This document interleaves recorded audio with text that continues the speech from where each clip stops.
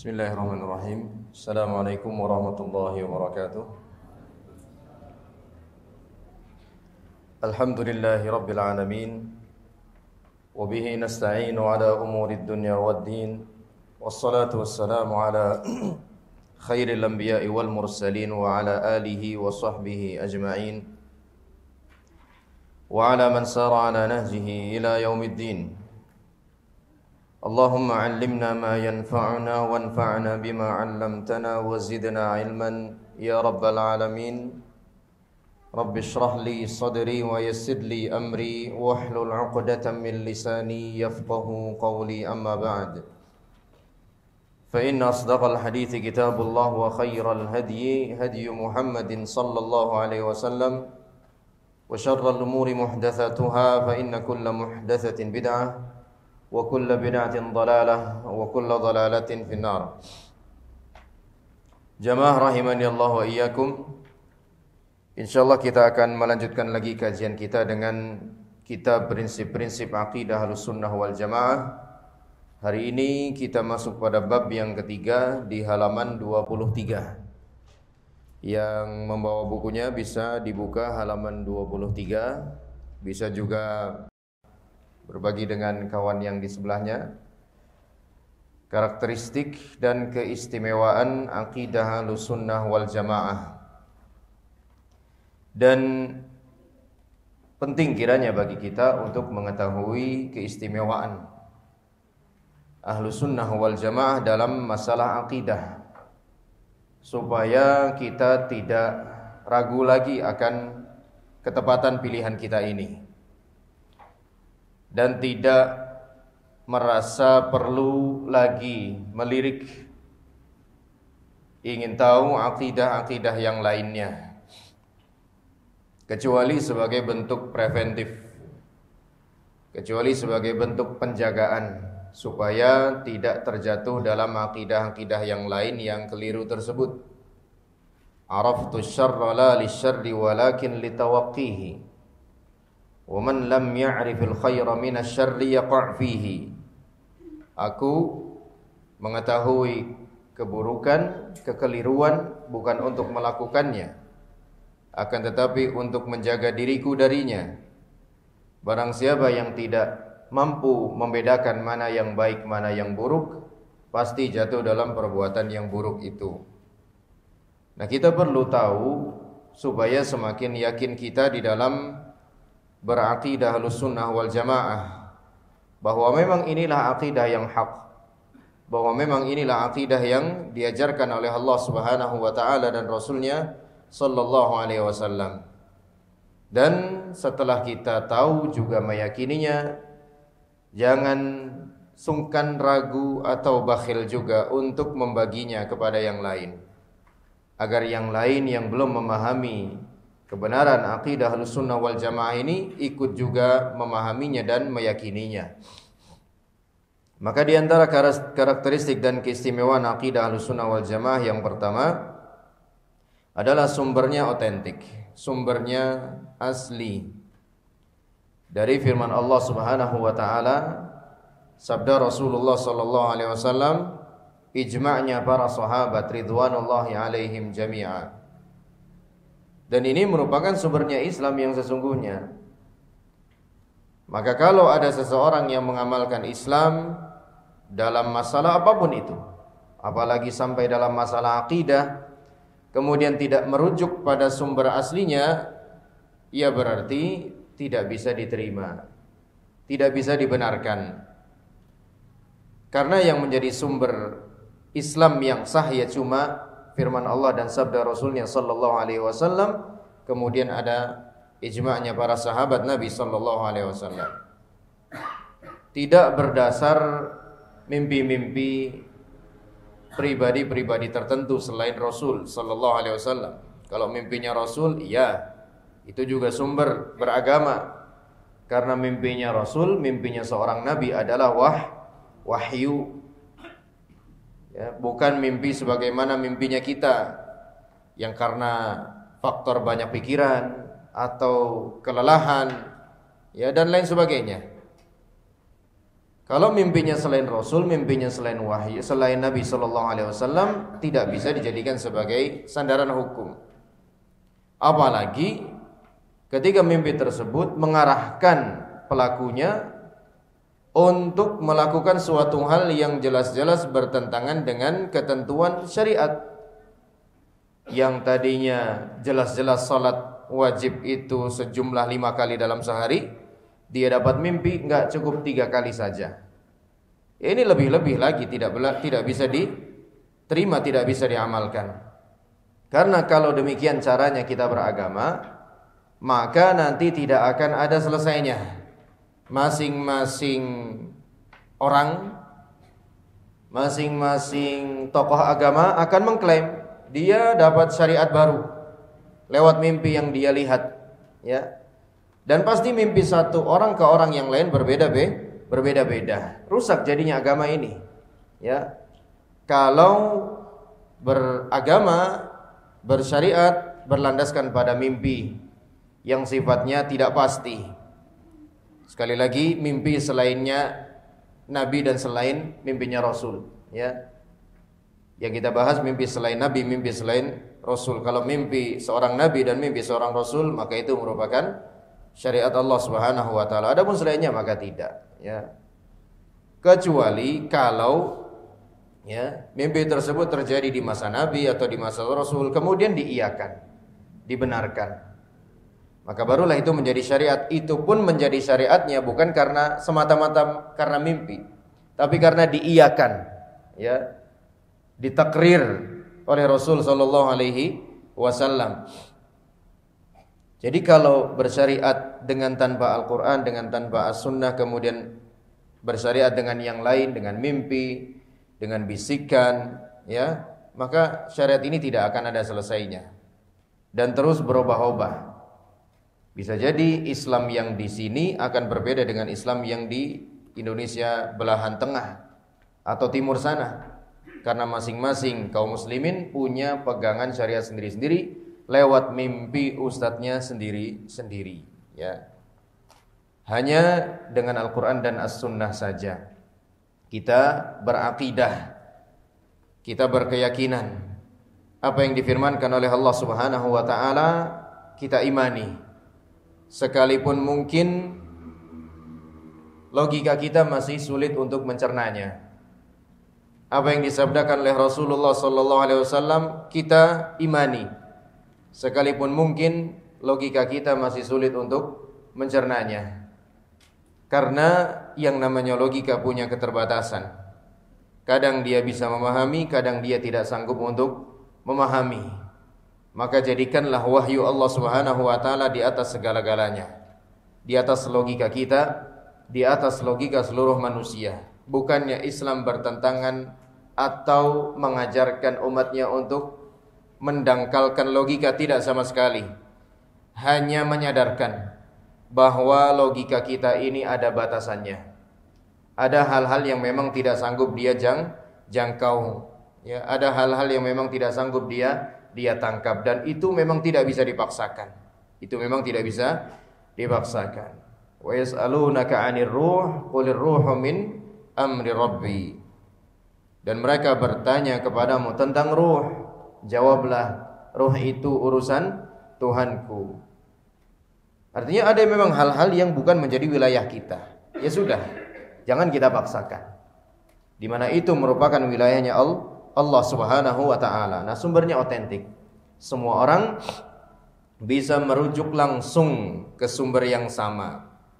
Ahlussunnah meyakini Allah di arsy. Semua orang kapan saja, di mana saja bisa langsung merujuk ke sumber yang sama, yaitu Al-Qur'anul Karim. Semua orang kapan saja dan di mana saja bisa langsung merujuk ke sumber yang sama, yaitu hadis Nabi sallallahu alaihi wasallam. Kalau begini kan mudah dalam beragama jadinya. Ya. Karena cuma 2 sumber inilah yang memang disepakati oleh kaum muslimin. Adapun yang lain-lain bukan cuma tidak disepakati, bahkan tidak dipercayai, ya. Karena memang tidak ada dasarnya di dalam syariat Allah Subhanahu wa taala. Kemudian yang kedua, di antara karakteristiknya keistimewaan Ahlus Sunnah wal Jamaah dalam berakidah, adalah berpegang teguh kepada prinsip dan berserah diri kepada Allah Subhanahu wa taala dan Rasulnya sallallahu alaihi wasallam. Ini selain memberitahukan kepada kita bahwa inilah karakteristik dan keistimewaan akidah Ahlussunnah wal Jamaah, ini juga mengingatkan kita kalau kita ngaku sebagai seorang Ahlus Sunnah, mengaku sebagai seorang Salafi, hendaknya nomor 2 ini juga ada dalam diri kita. Yaitu apa? Berpegang teguh dan berserah diri kepada Allah Subhanahu wa taala dan Rasulnya sallallahu alaihi wasallam. Berserah diri kepada ketentuan-ketentuannya, baik ketentuan yang bersifat kauni qadari ataupun ketentuan yang bersifat syar'i. Karena ketentuan Allah Subhanahu wa taala ada 2 macam. Ketentuan yang bersifat qadari dan ketentuan yang bersifat syar'i. Apa yang dimaksud dengan ketentuan qadari? Qadari itu yang bersifat takdir. Allah menentukan jatah rezeki kita sekarang ya seperti ini. Motor kita ya begitu, alhamdulillah. Maka diterima dengan penuh rasa syukur kepada Allah Subhanahu wa taala. Itu ketentuan qadari, itu contohnya saja. Ya. Atau mungkin di sekeliling kita ada orang-orang yang menyebalkan. Itu juga ketentuan Allah yang bersifat qadari. Adapun ketentuan Allah Subhanahu wa taala yang bersifat syar'i, maka ketentuan-ketentuan yang ada dalam syariat ini. Allah Subhanahu wa taala mengharuskan laki-laki untuk bekerja mencari nafkah. Ya, mewajibkan dia. Maka mau tidak mau dia harus bergerak keluar cari nafkah bagi keluarganya. Walaupun mungkin istrinya sudah memiliki penghasilan yang banyak, dia tetap sebagai seorang pemimpin keluarga wajib melaksanakan ketentuan Allah yang bersifat syar'i itu tadi. Rasulullah SAW memerintahkan kita untuk membiarkan jenggot tumbuh, ya, tidak dipotong dengan alasan apapun. Terima ketentuan itu dari Nabi Sallallahu Alaihi Wasallam, ya. Maka kalau kita memang seorang Ahlus Sunnah wal Jamaah, berusahalah merealisasikan poin yang nomor 2 ini juga. Benar-benar pasrah, berserah diri kepada keputusan Allah Subhanahu wa taala dan Rasulnya sallallahu alaihi wasallam. Baik keputusan yang bersifat qadari atau bersifat syar'i. Wa ma kana lil mu'minin wala mu'minatin idza qadallahu wa rasuluhu amran an yakuna lahumul khiyaratu min amrihim. Tidaklah pantas bagi seorang mukmin atau seorang mukminah ketika Allah Subhanahu wa taala dan Rasulnya sallallahu alaihi wasallam sudah menentukan satu keputusan, mereka masih pilih-pilih lagi. Masih pikir-pikir lagi, lakukan atau enggak ya? Tinggal atau enggak ya? Enggak. Allah bilang lakukan, lakukan. Allah bilang tinggal, tinggal. Ya. Jadi jangan ada sikap tunda-tunda atau pikir-pikir ulang. Ibarat seorang prajurit lah, ya, seorang tentara misalnya. Ketika komandannya memberikan instruksi, apa yang ada di benak kepalanya atau ucapannya? Siap, ya. Siap laksanakan, siap salah, siap dengarkan, siap pokoknya. Enggak ada bentar pikir dulu dan. Enggak ada. Ya, entar saya timbang-timbang dulu dan enggak ada. Ya. Siap dengar, siap salah, siap laksanakan, siap pokoknya siap. Ya. Itu kepada sama manusia aja bisa, ya. Maka kepada Allah Subhanahu wa taala dan Rasulnya sallallahu alaihi wasallam harusnya lebih bisa lagi, ya. Bukti penghambaan diri kita kepada Allah Subhanahu wa taala. Terlepas sudah mampu atau belum, seenggaknya siap dulu, ya. Jangan ditolak, jangan diingkari. Karena itu menjadi masalah tersendiri, ya. Menolak dan mengingkari syariat itu akan jadi masalah tersendiri. Jadi nomor 2, berusahalah untuk kita realisasikan pada diri kita masing-masing kalau kita ini memang mengaku sebagai seorang Ahlus Sunnah wal Jamaah, ya, mengaku sebagai seorang Sunni. Kemudian yang ketiga, sejalan dengan fitrah suci, fitrah yang suci dan akal yang sehat, tidak akan bertentangan, ya, antara apa yang Allah Subhanahu wa taala syariatkan dengan fitrah yang suci dan akal yang sehat. Akidah Allah Subhanahu wa taala ada di atas, itu sesuai dengan fitrah manusia, ya. Semua manusia, hatta orang-orang awam, bahkan orang kafir sekalipun, itu juga paham kok kalau Allah Subhanahu wa taala ada di atas, ya, paham. Dia belum belajar. Dia enggak tahu firman Allah Subhanahu wa taala, dia enggak tahu sabda Nabi SAW, tapi dia tahunya Allah Subhanahu wa taala itu ada di atas. Ya. Sejalan dengan fitrah manusia. Allah Subhanahu wa taala mewajibkan laki-laki untuk bekerja mencari nafkah. Itu juga sejalan dengan fitrahnya. Di mana laki-laki secara fisik lebih tangguh, secara mental juga insyaallah lebih kokoh, ya. Secara emosional juga insyaallah lebih stabil.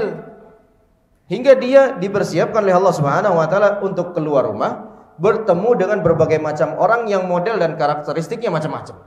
Ya. Ada yang sukanya menjatuhkan orang, ada yang sukanya mengadu domba, ada yang sukanya membuli. Itu fisik laki-laki dan mentalnya harusnya tahan dengan hal-hal macam itu. Ya. Adapun perempuan, ketika Allah Subhanahu wa taala tetapkan dia di rumah, itu bukan sedang mendiskriminasi dia sama sekali, tidak. Karena memang tempat itu tempat yang paling cocok baginya, dan bukan berarti Islam juga melarang bagi perempuan untuk keluar rumah, tidak sama sekali. Islam masih berikan kesempatan bagi perempuan untuk keluar rumah, ya. La tamna'u ima Allahi masajidallah, kata Rasulullah sallallahu alaihi wasallam. Janganlah kamu melarang hamba-hamba Allah yang perempuan itu, hamba-hamba perempuan Allah itu untuk menghadiri masjid-masjid Allah. Kalau mereka mau ke masjid, biarkan, izinkan. Ya, selama aman dari fitnah, ya, dan lain-lain sebagainya, ya, termasuk sholat yang 5 waktu itu juga sesuai dengan fitrah kita, karena fitrah kita itu butuh mendekat terus, dibuat mendekat terus kepada Allah Subhanahu wa taala, ya. Wa aqimis sholata lidzikri, dan tegakkanlah sholat untuk mengingatku. 5 kali dibikin sholat itu dalam 1 hari. Tujuannya supaya kita ingat sama Allah Subhanahu wa taala. Begitu memulai salat saja sudah Allahu Akbar, mengingat Allah kita. Apa enggak ingat sama Allah Subhanahu wa taala? Dan lafaz Allahu Akbar enggak cuma sekali kita baca dalam salat kita. Berkali-kali kita baca. Hatta sampai ketika menutup salat pun kita masih mengucapkan Assalamualaikum warahmatullah. Kita dibikin sholat 5 kali saja, itu masih sering lupa sama Allah Subhanahu wa ta'ala. Gimana kalau cuma 1 kali dalam 1 hari? Bagaimana kalau cuma 1 kali dalam 1 pekan, 1 bulan, 1 tahun? Kapan mau ingat sama Allah Subhanahu wa ta'ala? Ya. Maka semua syariat Allah Subhanahu wa ta'ala itu sejatinya sesuai dengan fitrah yang suci. Fitrah yang suci dan akal yang sehat. Kalau ada fitrah atau akal yang merasa tidak sesuai, tidak cocok dengan syariat Allah Subhanahu wa taala, maka jangan salahkan syariatnya, ya. Syariat ini datang dari Allah Subhanahu wa taala yang Maha benar, dan syariat ini bersifat menuntun. Syariat ini bersifat membimbing, menjadi pedoman. Dan yang namanya tuntunan, bimbingan, pedoman enggak boleh salah. Enggak boleh salah, ya. Al-Qur'an, As-Sunnah adalah syariat. Keduanya merupakan pedoman hidup kita. Dan sekali lagi yang namanya pedoman atau petunjuk tidak boleh salah. Tidak boleh salah. Ya, kita sudah pernah sampaikan dalam perkara dunia saja yang namanya petunjuk enggak boleh salah, ya. Kita beli AC, kita beli TV, kita beli kamera, kan ada buku panduannya tuh, ya. Apa istilahnya? Manual book, ya. Manual booknya. Pedoman bagaimana cara menggunakan, ya, alat ini, mulai dari menyalakannya, kemudian menggunakannya, dan seterusnya. Itu nggak boleh salah, ya. Namanya apa? Namanya pedoman, namanya panduan, namanya petunjuk. Itu saja perkara dunia yang kaitannya kalau sampai salah, ya banter-banternya rusak ini barang, gitu. Beli lagi yang baru masih bisa. Tapi kalau namanya agama nggak boleh salah, ya, nggak boleh salah. Karena sifatnya apa? Sifatnya universal dan berlaku sampai akhir zaman. Begitu Nabi sallallahu alaihi wasallam diwafatkan oleh Allah Subhanahu wa taala, sudah selesai. Enggak ada perubahan syariat lagi. Enggak ada nasikh wal mansukh lagi. Ya.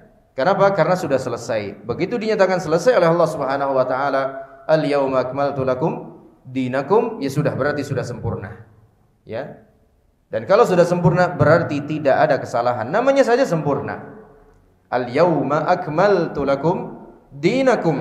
Pada hari ini aku sempurnakan bagi kalian agama kalian. Ya sudah sempurna, berarti enggak ada salah. Kalau sampai tampak kontradiktif dengan akal, lagi-lagi jangan salahkan syariatnya. Syariat nggak mungkin salah, ya. Salahkan akalnya. Kenapa? Karena bisa jadi akal itu sudah terkontaminasi pemikiran-pemikiran yang keliru, atau bisa jadi dia salah memahami dan lain sebagainya. Ya, maka itu yang harus kita tanamkan baik-baik dalam diri kita, bahwa yang namanya petunjuk Allah Subhanahu wa taala, syariat Allah Subhanahu wa taala ini tidak mungkin keliru, tidak mungkin salah.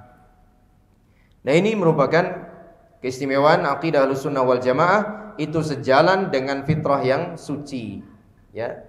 Oleh karenanya kita jumpai, ya, pemahaman Ahlussunnah wal Jamaah ini atau salafiyah ini sebenarnya mudah sekali dipahami dan diterima oleh kaum muslimin, ya. Di antara alasannya ya ini, sejalan dengan fitrah manusia. Kalaupun ada yang tidak menerimanya, bisa jadi karena dia sudah terlanjur salah memilih guru, ya.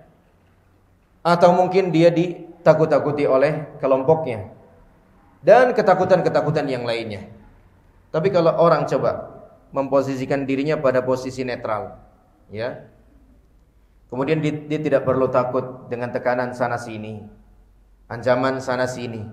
Insya Allah yakin dia akan menerima akidah ini sebagai jalan hidupnya. Karena akidah Ahlussunnah wal Jamaah ini merupakan akidah yang selaras, sejalan dengan fitrah manusia, hingga kita jumpai dengan mudah diterima oleh banyak kaum muslimin, ya. Walaupun kita nggak cari banyak-banyakan, tapi kan kita tetap senang, ya. Kalau ada orang akhirnya ikut paham juga akidah Ahlus Sunnah, masa kita nggak senang, ya. Ada teman kantor kita dulunya belum ngerti manhaj, dulunya belum ngerti Ahlus Sunnah wal Jamaah, sekarang ikut ngerti, ikut ngaji, kita kan ikut senang, ya. Nah, inilah yang ketiga, dia sesuai dengan fitrah yang suci. Yang keempat, mata rantai sanadnya sampai kepada Rasulullah sallallahu alaihi wasallam dan para sahabatnya, para tabi'in serta para imam yang mendapatkan petunjuk, ya. Makanya dalam akidah atau dakwah Ahlussunnah wal Jamaah ini kita akan seringkali jumpai, ya, sabda-sabda Rasulullah sallallahu alaihi wasallam, athar dari para sahabat-sahabat Nabi sallallahu alaihi wasallam. Kita akan nyaris enggak pernah mendapati kata mimpi imam fulan, ya, kata mimpi wali fulan, ya, atau konon enggak ada kayak gitu, ya. Kita ini insyaallah sangat berhati-hati sekali, bahkan di dalam membawakan hadis pun sangat berhati-hati. Enggak sembarang hadis, ya, ditemui, dijumpai langsung disampaikan, kecuali setelah dipastikan kesahihannya, ya. Dan inilah sebenarnya yang menjadi keutamaan umat ini sebenarnya, yang kemudian keutamaan ini dilestarikan, dijaga oleh akidah Ahlussunnah wal Jamaah, yaitu adanya ilmu sanad, ya. Laulal isnad laqala man syaa ma syaa. Kalau bukan karena ada ilmu sanad, tentunya setelah pertolongan Allah Subhanahu wa taala, pasti masing-masing orang akan berkata sekehendaknya sendiri. Kemudian dengan enaknya, dengan gampangnya dia nisbatkan kepada Rasulullah sallallahu alaihi wasallam, ya. Carilah ilmu walau sampai ke negeri Cina, ya. Kalau cuma sampai situ aja enggak apa-apa. Ya, jadi masalahnya di mana? Itulah kata Nabi kita. Lah, itu mulai masalah tuh. Itulah sabda Rasul kita. Sejak kapan Nabi SAW bilang-bilang bisin, ya, dengan Cina sampai Cina, ya. Kalau sekedar memotivasi orang untuk semangat belajar, ya, umpamanya sampai negeri Cina, sampai negeri Roma, sampai negeri apalah begitu, silahkan. Tapi enggak usah bawa-bawa nama Rasul sallallahu alaihi wasallam. Kalau mau bawa-bawa nama Rasul, harus punya dasar yang pasti, hadisnya sahih, ya. Maka enggak bisa sembarangan orang menisbatkan sesuatu kepada Rasulullah SAW dengan tanpa adanya riwayat yang sahih. Bacaan ini adalah bacaan kesukaannya Nabi SAW. Apa namanya kemarin? Jiharkah? Apa udah ada yang temu dalilnya? Oh, jiharkah nada paling disuka Nabi SAW, ya. Terus jurus sehat ala Rasul begitu, ya. Kalau mau sehat-sehat aja nggak apa-apa gitu ya. Ala saya atau ala herbalis atau apalah terserah ya. Tapi kalau sampai bawa-bawa nama Rasul itu konsekuensinya berat, nggak sembarangan ya. Mengatasnamakan Rasulullah SAW itu tidak sama seperti mengatasnamakan orang lain. Berdusta mengatasnamakan orang lain saja sudah merupakan kesalahan, apalagi berdusta mengatasnamakan Rasulullah SAW, tentu kesalahannya lebih besar ya.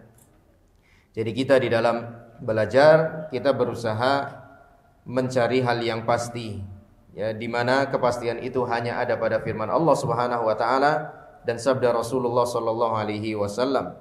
Begitu juga para sahabatnya ya, di mana sahabatnya ketika sudah ijma' akan suatu hal, maka ijma' tersebut pun menjadi dasar hukum ya. Misalnya seperti ijma' sahabat di masa kekhilafan di masa kekhilafan Abu Bakar untuk memerangi orang-orang yang menolak menunaikan zakat ya. Wallahi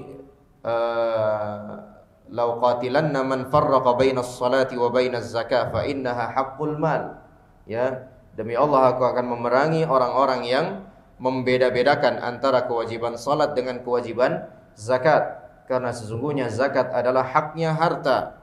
Wallahi law mana'uni iqalan kanu yu'addunaha ila Rasulillah sallallahu alaihi wasallam laqataltuhum. Demi Allah, kalau seandainya mereka tidak mau lagi menunaikan iqal yang biasa mereka tunaikan kepada Nabi SAW saat beliau dulu masih hidup, tentu aku akan memerangi mereka juga. Ya, iqal adalah kambing betina yang belum genap berusia 1 tahun. Ya, kambing yang sangat murah. Tapi poinnya bukan pada harga kambing yang harus ditunaikan zakatnya itu. Poinnya ada pada penolakannya. Kalau sampai menolak, tetap akan diperangi oleh Abu Bakar As-Siddiq radhiyallahu taala anhu. Tapi wajib dipahami, diperangi di sini bukan berarti bukan berarti dibunuhi, dibantai, ya. Diperangi di sini maknanya diambil secara paksa, ya. Abu Bakar mengatakan uqatil. Abu Bakar tidak mengatakan aqtul, ya, beda. Dan Nabi juga mengatakan begitu dalam hadisnya, umirtu an uqatil an-nasa hatta yashhadu an la ilaha illallah. Aku diperintah oleh Allah untuk memerangi manusia sampai mereka bersaksi la ilaha illallah. Memerangi tidak, sekali lagi tidak harus membunuh, ya. Memerangi sekali lagi tidak harus membunuh. Dan Nabi mengatakan aku diperintah untuk memerangi. Dan Nabi tidak mengatakan aku diperintah untuk membunuhi. Bedakan antara dua ungkapan tersebut sehingga kita paham bahwa Islam bukanlah agama radikalisme, agama kekerasan. Yang kelima, jelas dan gamblang, ya. Contohnya saja di dalam memahami dalil-dalil syar'i, ya. Kita di dalam memahami dalil-dalil syar'i berpegang dulu pada makna zahirnya. Berpegang dulu pada makna zahirnya. Apa yang dimaksud dengan makna zahir? Makna yang muncul di benak kita langsung kita pahami, ya. Makna yang muncul di benak kita pahami. Kecuali kalau ada dalil lain yang mengarahkannya, bukan dengan makna itu kita amalkan. Misalnya ketika Allah Subhanahu wa taala berfirman wa aqimus shalah, dan tegakkanlah salat. Misalnya kita bisa bahasa Arab nih misalnya nih, ya. Di mana kita tahu salat secara bahasa artinya adalah doa. Wah, Allah nyuruh kita salat itu berarti cuma sekedar nyuruh kita berdoa. Ini makna yang langsung muncul, ya. Tapi ternyata dalil lain menunjukkan makna salat yang harus kita laksanakan dalam ayat itu bukan cuma sekedar berdoa. Tapi apa? Melaksanakan salat mulai dari takbiratul ihram sampai salam. Di mana Rasul sallallahu alaihi wasallam bersabda, "Shallu kama raaitumuni usolli." Salatlah sebagaimana kalian melihat aku salat, ya. Dan Nabi SAW salat bukan sekedar berdoa. Tapi apa? Tapi nunggu masuk waktu. Tapi apa? Tapi menghadap kiblat. Tapi apa? Tapi dalam keadaan suci, ya. Tapi apa? Dimulai dengan takbir sampai diakhiri dengan salam. Oh, itu makna salat. Jadi kita sekali lagi di dalam memahami nas-nas Al-Qur'an dan hadis, ya, lebih dulu mengambil makna zahirnya. Ya, tidak tergesa-gesa mengambil makna yang jauh. Karena kalau yang kita jadikan sebagai prinsip, langsung ngambil makna yang jauh, nanti ujung-ujungnya Al-Quran akan susah sekali dipahami. Bahkan mungkin gak bisa dipahami, ya. Bahkan mungkin gak bisa dipahami. Tapi kapan Al-Quran itu akan bisa dipahami, kemudian akhirnya bisa diamalkan? Ketika kita berusaha memahaminya langsung dengan makna zahir. Misalnya firman Allah Ta'ala, wa'budullaha wa la tusyriku bihi syai'a, dan sembahlah Allah, jangan kau persekutukan Allah dengan sesuatu apapun. Apa makna yang langsung kita tangkap dari ayat ini? Pertama, perintah untuk menyembah Allah. Kedua, larangan untuk melakukan syirik. Itu makna zahir namanya, makna yang langsung kita tangkap, ya. Entah kita tangkap langsung dari teks Arabnya, entah kita tangkap dari teks terjemahannya, ya. Itu langsung kita dapat. Allah Subhanahu wa taala juga mengatakan, ya, tentang sifatnya, misalnya tentang sifat dirinya. Allah Subhanahu wa taala berfirman, bal yadahu mabsutatan, akan tetapi kedua tangan Allah Subhanahu wa taala terbentang. Yang namanya tangan ya tangan, ya. Tidak langsung kita larikan ke makna yang jauh. Jadi apa misalnya? Kekuatan, jadi kekuasaan dan lain sebagainya. Tapi dengan catatan tidak boleh menyerupakan dan membagaimanakan, ya. Tapi dengan prinsip seperti ini, ya, kita ini nggak jarang diolok-olok, ya, oleh mereka-mereka yang gemar sekali mengubah-ubah makna ayat sifat. Disebutnya kita sebagai kaum tekstualis, ya, orang-orang yang kaku di dalam memahami ayat. Memahami ayat secara zahir disebut sebagai kekakuan, ya, disebut sebagai kekakuan. Kalau kita nggak memahami ayat dengan makna zahir, harus selalu dengan makna yang nggak zahir, artinya makna yang ditakwil, kapan kita bisa paham alhamdulillahirabbil alamin? Kapan kita bisa paham qul huwallahu ahad? Kapan kita bisa paham qul a'udzu birabbin nas? Begitu mau memahami qul huwallahu ahad, katakanlah dia Allah yang Maha Esa. Oh, Allah itu Maha Esa. Ya enggak boleh, itu makna zahir. Ya, makna zahir enggak boleh diambil. Ambillah makna yang enggak zahir, makna yang ditakwil. Enggak jadi paham kita akhirnya. Ya. Maka prinsipnya, ya, mengambil dulu makna yang zahir dulu. Jangan keburu-buru tergesa-gesa mengambil makna yang jauh, yang muawwal, yang ditakwil. Bahkan itu juga merupakan prinsip kita di dalam memahami ucapan manusia, sama kayak begitu, ya. Ada orang bilang saya haus, ya. Apa yang kita pahami?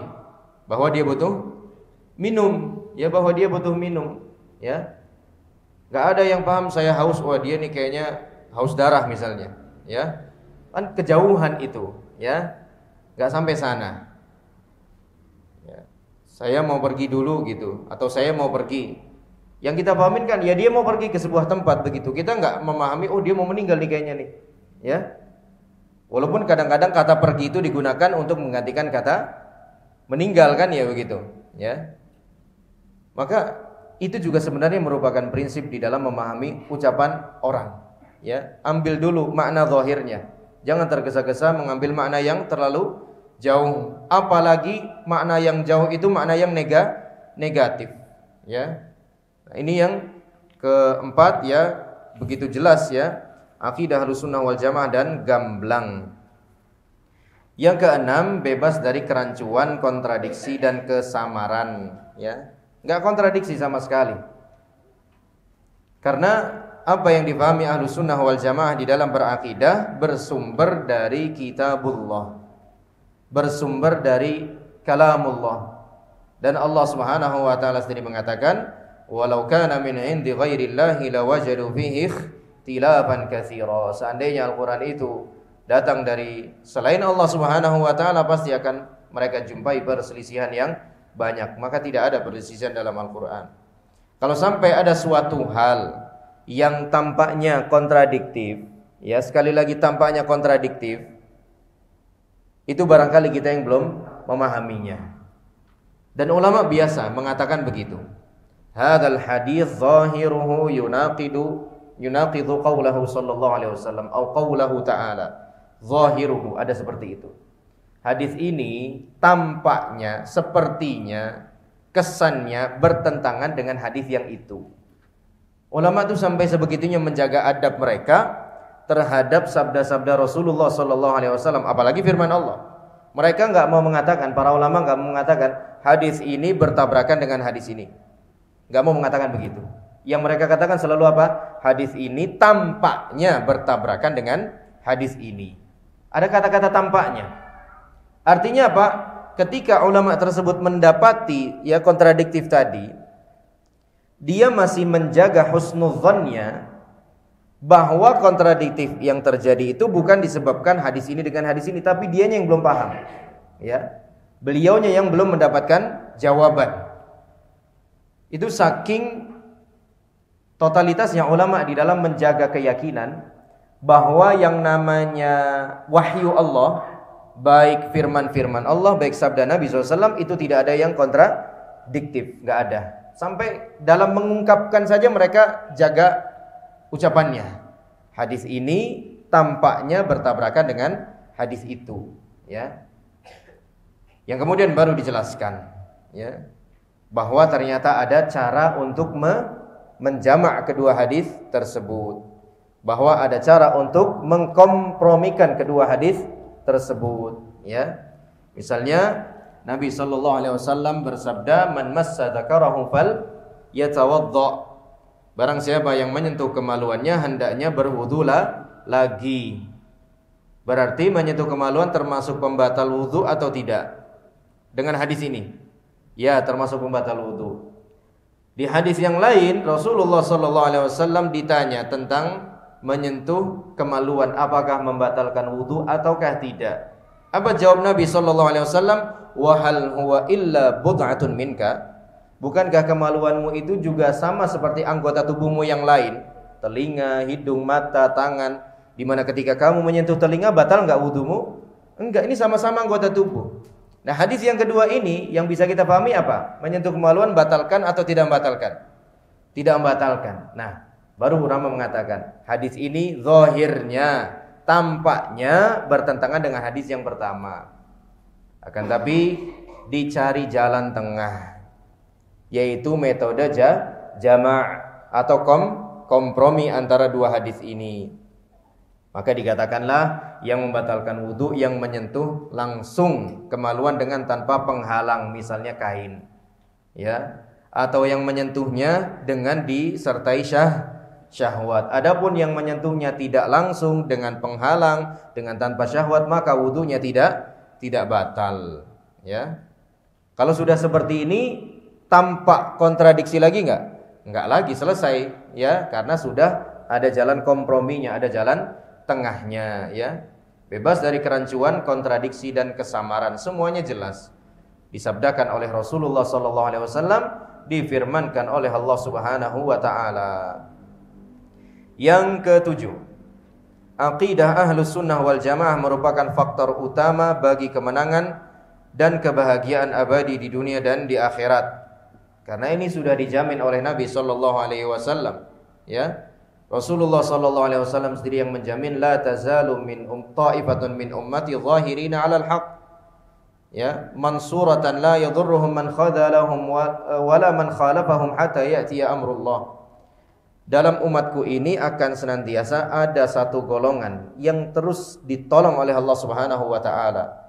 Mereka konsisten dengan kebenaran. Mereka tidak terpengaruh terhadap orang-orang yang berusaha merendahkan mereka. Dan mereka tidak terpengaruh dengan orang-orang yang menyelisihi mereka. Inilah kemenangan yang dijanjikan oleh Nabi SAW akan selalu ada pada kita-kita yang mau beraqidah Ahlus Sunnah wal Jamaah. Dan hadis tersebut juga merupakan bisyarah, kabar gembira dari Allah Subhanahu wa taala bahwa Ahlus Sunnah akan terus ada sampai hari kiamat nanti. Walaupun mungkin jumlahnya cuma satu, tapi tetap selalu ada. Dan Ahlus Sunnah sebagaimana yang dikatakan oleh Ibnu Mas'ud radhiyallahu ta'ala anhu, bukanlah kelompok, bukanlah komunitas, bukanlah golongan, tapi dia merupakan metode dalam beragama. Makanya beliau mengatakan, al-jama'atu man wafaqal haqqa walau kunta wahdaka. Ahlus sunnah wal jamaah itu mereka-mereka yang selaras dengan kebenaran, walau cuman kamu seorang diri, ya. Walau cuman kamu seorang diri, kamu nggak ada komunitas, kamu nggak ada kelompok, kamu nggak ada grup sama sekali, ya. Kartu keanggotaan juga nggak ada nggak di sini? Nggak ada kan ya, member-member gitu nggak ada ya. Semuanya boleh-boleh aja, ya. Yang penting kamu selaras dengan kebenaran, kamu berhak disebut sebagai seorang ahlus sunnah, ya. Bahkan ketika kamu nggak mengaku, nggak mengklaim sama sekali bahwa dirimu ada ahlus sunnah, tapi kalau kamu sesuai dengan kebenaran, kamu ahlus sunnah wal jamaah. Bahkan walaupun kamu seorang diri, ya. Maka hadis tersebut menunjukkan bahwasannya ahlus sunnah akan selalu ditolong oleh Allah Subhanahu wa taala. Dan hadis itu juga menunjukkan bahwasannya ahlus sunnah akan terus ada sampai hari kiamat nanti, sebagaimana dijanjikan oleh Rasulullah sallallahu alaihi wasallam. Yang kedelapan, aqidah ahlus sunnah wal jamaah adalah aqidah yang dapat mempersatukan umat. Karena bersatu di atas kebenaran, ya. Persatuan yang sesungguhnya, bukan persatuan yang semu, ya, yang hanya karena kepentingan, ya, yang hanya karena kepartaian lagi, ya, tambah-tambah, ya. Kalau partainya sama bersatu, partainya beda enggak bersatu, ya. Tapi ada yang partainya beda-beda tetap bersatu, ya. Kuli bangunan, ya. Itu kan kaosnya beda-beda partai, ya. Tapi mereka bersatu bikin rumah jadi itu, ya. Masya Allah. Itu harusnya nyontoh ke sana, ya. Nah. Pilihannya beda-beda tapi mereka kompak, ya. Nah. Tapi Ahlussunnah wal Jamaah enggak demikian, ya. Ahlussunnah wal Jamaah enggak demikian, mereka akan selalu bersatu karena prinsipnya sama, ya. Mau seorang ahlus sunnah dari Indonesia, mau dari Afrika, mau dari India, mau dari Amerika, mau dari Arab Saudi, semuanya sama, ya. Maka kita akan dapati seorang ahlus sunnah akan selalu memiliki akidah yang sama, ngerasa satu frekuensi begitu, ya. Hatta nggak saling kenal, orang ini ahlus sunnah nih, ya. Dia meyakini Allah Subhanahu wa taala bersemayam di atas arsy. Dia meyakini bahwasannya Al-Qur'an adalah kalamullah. Dia meyakini bahwasanya Rasulullah sallallahu alaihi wasallam adalah rasul dan nabi yang terakhir, ya. Dia seorang ahlus sunnah wal jamaah. Ada rasa kebersatuan itu walaupun mungkin tempatnya berbeda, ya. Berasal dari bangsa yang berbeda, akan tapi memiliki akidah yang sama, maka mereka ada di atas persatuan yang sesungguhnya. Yang 9, tetap utuh, kokoh dan langgeng sepanjang masa, ya. Hadisnya itu tadi, la tazalu min ummati ta'ifatun zahirina 'alal haqq. Ya, nanti insyaallah kita ketemu dengan hadis itu. Ya, bahwa Nabi SAW bersabda, akan ada selalu satu golongan dari umatku, orang-orang yang berada di atas kebenaran, konsisten memegang teguh kebenaran itu. Mereka tidak terpengaruh dengan orang-orang yang berusaha untuk menghinakannya atau menyelisihi mereka, ya. Dan itu yang kita alami sekarang, ya. Kita nggak terpengaruh begitu dengan mereka-mereka yang masih saja kekeh mengatakan Allah tidak di atas arsy, ya. Walaupun mungkin mereka jumlahnya lebih dominan, lebih banyak daripada kita, ya. Kita juga tidak terpengaruh kenapa-napa begitu ketika tidak sejalan dengan keyakinan-keyakinan mereka, ya. Inilah janji Rasulullah sallallahu alaihi wasallam, ya. Bahwa seorang ahlus sunnah dia akan menjaga akidahnya dimanapun dia berada. Dan yang namanya kesemangatan dalam belajar, ya, bisa kita jumpai hanya ada dalam ahlus sunnah wal jamaah, belajar yang sesungguhnya. Bukan sekedar rame-rame apalagi nyanyi-nyanyi, ya. Mana sampai ada yang bilang ngaji rasa konser, terus di komen itu mah konser bukan ngaji. Beneran konser ternyata. Ya, ustadznya nyanyi-nyanyi begitu, ya. Di atas panggung ada lampu lah, warna-warni begitu, ya. Terus dia bikin ngaji rasa konser begitu. Di komen, ini memang konser bukan ngaji gitu, ya. Kalau kita enggak ngaji ya ngaji. Ngaji di sini maksudnya belajar, ya. Dan subhanallah, ya. Kayaknya Ahlus Sunnah wal Jamaah itu benar-benar Spartan dalam belajar gitu. Dia mau ada di mana aja dia berusaha cari-cari info, ya. Ada kajian di mana nih, ya. Misalnya pindah rumah atau pindah tugas gitu ke kota yang baru. Dia berusaha cari info, ya. Ada kajian di mana nih? Kapan aja nih? Ya, dia akan datangi. Beneran belajar yang dia lakukan, ya. Bukan sekedar cari keramaiannya, hingar-bingarnya, seru-seruannya, ya, apalagi nyanyiannya enggak ada sama sekali. Beneran ilmu yang dia cari, ya. Mau dia ditugaskan di luar negeri, dia akan selalu berusaha untuk belajar, ya. Yang 10, Allah Subhanahu wa taala menjamin bagi orang yang menetapi akidah Ahlussunnah wal Jamaah dengan kehidupan yang mulia. Kenapa? Karena akidah Ahlussunnah wal Jamaah adalah akidah yang benar-benar merepresentasikan agama Islam yang sesungguhnya.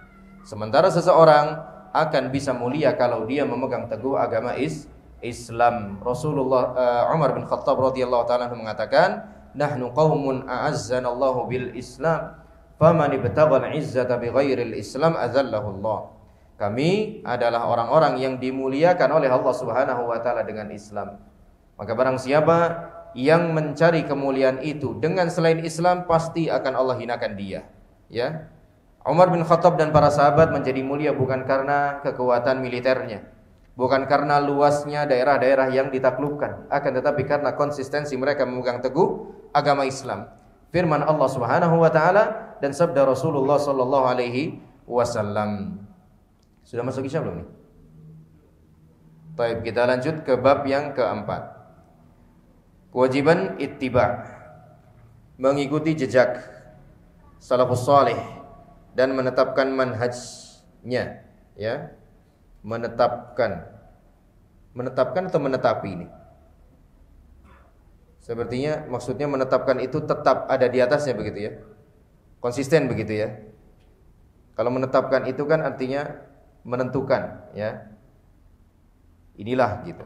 Maksudnya nih yang diinginkan sepertinya kita diminta untuk konsisten dengan manhaj salafus salih. Mengikuti manhaj. Manhaj dulu itu apa? Manhaj adalah jalan, ya. Metode, thariqah, ya. Thariqah, ya. Thariqahnya sahabat. Tapi enggak usah disebut tarekatnya sahabat begitu, enggak usah disebut gitu juga, ya. Itu istilah kaum tertentu, ya. Kita enggak pakai istilah itu, ya. Kita pakai istilah manhajnya sahabat Nabi sallallahu alaihi wasallam, ya. Walaupun secara harfiah maknanya sama, ya, secara harfiah maknanya sama. Mengikuti manhaj salafus saleh, terutama 3 generasi pertama, ya. 3 generasi pertama. Sahabat, tabi'in dan tabi'un at-tabi'in. yakni para sahabat, adalah kewajiban bagi setiap individu muslim. Wajib hukumnya mengikuti jalannya sahabat Nabi sallallahu alaihi wasallam. Ya, tidak ada pilihan lain kecuali mengikuti manhajnya sahabat Nabi sallallahu alaihi wasallam. Taib, silakan dikumandangkan azan.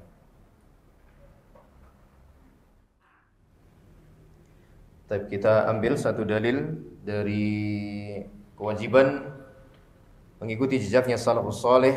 Yang pertama adalah firman Allah Subhanahu wa taala, "Fa in amanu bimithli ma amantum bihi faqad ihtadaw wa in tawallaw fa innama hum fi shiqaq fasayakfikahumullah wa huwas samiul alim." Allah Subhanahu wa taala berfirman yang artinya, maka jika mereka beriman sebagaimana kamu beriman, mereka telah mendapatkan petunjuk. Tapi jika mereka berpaling, sesungguhnya mereka berada dalam permusuhan. Maka Allah Subhanahu wa taala mencukupkan engkau wahai Muhammad sallallahu alaihi wasallam terhadap mereka dengan pertolongannya, dan Dia Maha mendengar, Maha mengetahui. Melalui ayat ini Allah menjadikan iman para sahabat Nabi sebagai timbangan tolak ukur untuk membedakan antara petunjuk dan kesesatan, antara kebenaran dan kebatilan. Apabila ahlul kitab beriman sebagaimana berimannya para sahabat, maka sungguh mereka telah mendapatkan hidayah yang mutlak dan sempurna. Jika mereka berpaling, ahlul kitab berpaling, tidak mau beriman sebagaimana berimannya para sahabat, maka mereka jatuh dalam perpecahan, perselisihan dan kesesatan yang sangat jauh. Mohon hidayah dan iman adalah sebesar-besarnya kewajiban. Menjauhkan perselisihan dan kesesatan adalah wajib. Jadi mengikuti manhaj sahabat Nabi sallallahu alaihi wasallam adalah kewajiban yang paling wajib, ya. Di sini Allah mengatakan seandainya mereka beriman sebagaimana imannya kalian. Kalian di sini pertama yang ditujukan adalah para sahabat, ya. Karena ayat ini turun di masa hidupnya para sahabat Nabi sallallahu alaihi wasallam. Jadi kalau mau mendapatkan petunjuk, syaratnya harus ngikutin cara berimannya sahabat, ya. Ayat ini menjelaskan bahwa siapa saja yang ingin mendapatkan petunjuk, maka syaratnya apa? Harus menjadikan jalannya sahabat sebagai jalan dirinya dalam beragama. Harus menjadikan manhajnya sahabat sebagai manhaj dirinya di dalam beragama. Tidak ada pilihan yang lain. Karena Allah Subhanahu wa taala yang sudah menyampaikannya, mengatakannya, dan Allah Subhanahu wa taala yang paling tahu, ya. Kalau kita memang benar-benar ingin menjadikan doa kita terkabulkan, ihdinas siratal mustaqim, maka di antara upaya yang kita harus lakukan adalah ini nih. Bermanhaj sebagaimana sahabat Nabi sallallahu alaihi wasallam bermanhaj. Karena Allah Subhanahu wa taala sudah menggaransi sahabat-sahabat Nabi SAW tidak mungkin salah di dalam beragama. Secara ijma', secara kolektif mereka tidak mungkin salah. Oleh karenanya ijma'us sahabati hujjah. Oleh karenanya kesepakatan sahabat-sahabat Nabi adalah hujjah. Walaupun jumlah mereka tidak sebanyak kaum muslimin hari ini. Kalau kaum muslimin hari ini yang jumlahnya jauh lebih banyak dibandingkan jumlahnya para sahabat, berusaha menabrak ijma'nya sahabat, maka tidak akan berpengaruh apa-apa. Ya. Berusaha membatalkan ijma'nya sahabat, maka tidak akan bisa berpengaruh apa-apa. Ya. Ijma' itu sudah terbentuk, kesepakatan itu sudah terjadi, maka tidak bisa diubah-ubah lagi, tidak bisa diotak-atik lagi. Sekalipun yang berusaha mengubahnya orang-orang yang jumlahnya jauh lebih banyak, ya. Dan ini menjadikan kita paham bahwa sahabat-sahabat Nabi sallallahu alaihi wasallam adalah orang-orang istimewa, bukan orang sembarangan. Dan menjadikan mereka sebagai teladan dalam memahami agama merupakan suatu keharusan. Karena mereka orang yang paling dekat dengan Rasulullah sallallahu alaihi wasallam. Orang yang berinteraksi langsung dengan Rasulullah sallallahu alaihi wasallam. Orang yang paham betul ayat-ayat ini diturunkan kapan, di mana, dalam momen apa, di peristiwa apa, mereka paham betul. Mereka tahu betul. Sehingga mereka tidak mungkin keliru di dalam menafsiri firman-firman Allah Subhanahu wa taala. Ya, kita ambil satu dalil dulu, insyaallah yang berikutnya kita teruskan pada pertemuan selanjutnya. Wallahu a'lam bishawab. Baik, sampai sini kajian kita hari ini. InsyaAllah kita teruskan pada pertemuan berikutnya. Hadanallahu wa iyyakum ajma'in. Subhanakallahumma bihamdika asyhadu an la ilaha illa anta astaghfiruka wa atubu ilaik. Billahi taufiq wal hidayah. Wassalamualaikum warahmatullahi wabarakatuh.